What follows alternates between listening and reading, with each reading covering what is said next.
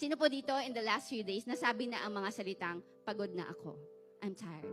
Magandang umaga po. Ako po si Joyce Cruz, one of the many Victory Group leaders here in Victory Alabang. Let me encourage you po with this verse found in Hebrews 13:15 to 16. It says, through Him, let us continually offer up a sacrifice of praise to God, that is, the fruit of lips that acknowledge His name. Do not neglect to do good and to share what you have, for such sacrifices are pleasing to God. Ayan. Well, I was reflecting on these passages po, no? Isa yung salita na medyo paulit-ulit na name-mention, sacrifice. I'm sure lahat po sa atin dito, kahit nasa ang season tayo ng buhay natin, meron tayong mga sacrifice na ginagawa. Ayan. Kung tayo po ay estudyante pa lang, meron po tayong mga estudyante dito na athlete din, no? They sacrifice a lot during training, ano?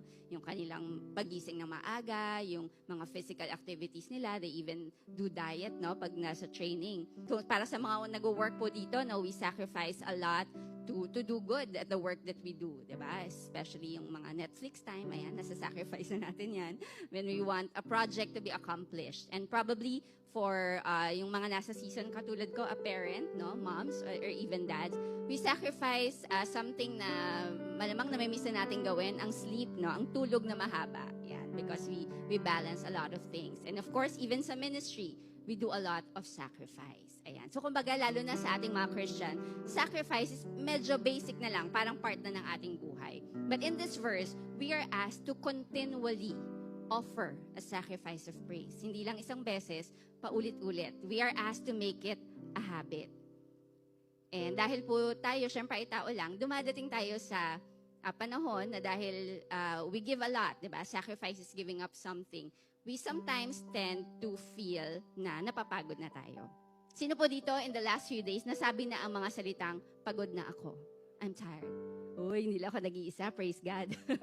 Pero okay lang po yun, dahil tao lang talaga tayo, di ba? Nakakapagod talaga, di ba? But this verse also reminded us kung anong gagawin natin pag tayo ay napapagod. Or paano ba tayo hindi mapagod? The first two words of this verse, of this passage says, through Him.